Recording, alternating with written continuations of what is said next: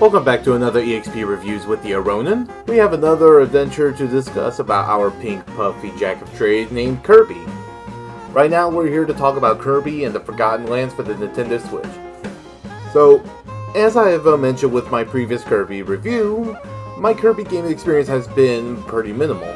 I've only experienced playing Dreamland 3 for the Super Nintendo growing up, and it's only now that I've decided to give the franchise a true chance.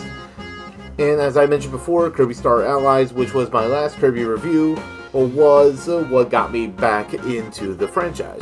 If you want to check that out, go ahead and click the link above on the right hand corner to view it.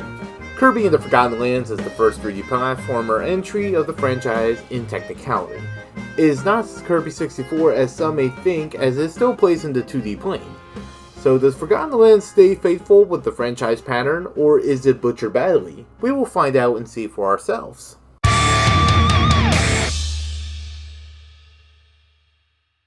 Initially, you may be given some vibes from seeing some gameplay of the Forgotten Lands, where this is Kirby made with some inspiration from Super Mario 3D World.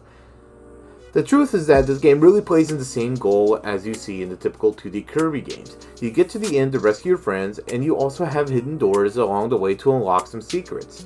As far as the story goes, it's as simple and straight to the point as it can be for a Kirby game. A vortex has sucked out all Dreamland into a world of abandonment. You will find the wildlife of this world as his ventures off to rescue the Waddle Dees kidnapped by the villains to the end. Kirby meets with a companion named Elfalin, I hope I pronounced that right, to help find the Waddle Dees and have them settle until it's time to go home. In the meantime, it's Kirby's job to suck up all the jobs of enemies to save everybody, or have a Waddle Dee help you in local co-op. This game has introduced 2 new abilities that you can copy from your enemies. One is the drill, where you can dig in the ground to rise above to reach certain spots in the game, grab some items, or even surprise attack enemies.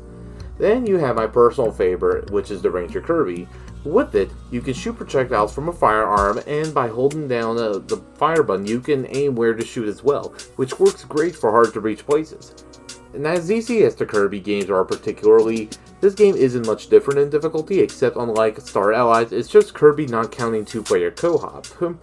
While the difficulty increase is somewhat noticeable, the pickup into the game flow is very quick to where you can't really die on purpose. To add to the easy difficulty, you are introduced upgrade systems for your copy abilities that helps with boss battle and mini bosses, so it does help out a little bit.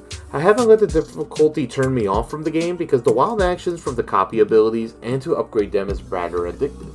And surprisingly, the game's length is pretty above average in comparison to previous Kirby games, especially as you're getting sidetracked from the main story easily. This is because upgrading your copy abilities requires collection of blueprints throughout the levels, plus fees with rare stones that are acquired through playing bonus challenges throughout. You just have to complete those challenges before the timer runs out to get these rare stones, and if you beat the goal time, you get even more goodies, but good luck on doing that.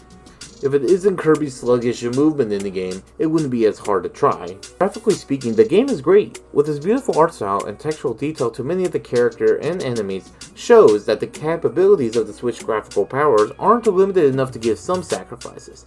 I just wish the game plays in 60 frames per second, which is inexcusable to admit, especially when you see Metroid Dread's more superior graphics granted that higher frame rate.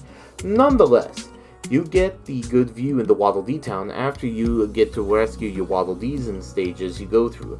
The more you rescue, the more you add into the town. You get shops for upgrades, the shop to see videos, even shops for enhancements and boosts. The best thing is that the minigames that helps you earn coins, and of course a fishing minigame, which is what is needed for many games, right? It's a big game changer when you play a Kirby platformer that actually does offer at least 8 hours before beating its story, and at least a small effort of added challenges. It's evolutions like these that add freshness to a franchise that seems to be needing it.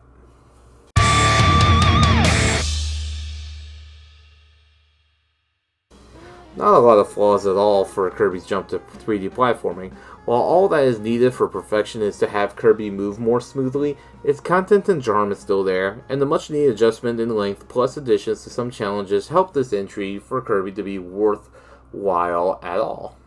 I hope you enjoyed this review as quick as it is. If you want to see more in the future, plus other gaming related videos, go ahead and subscribe to the channel and click the notification bell to be caught up. I'll be back for some more videos, so just stay tuned.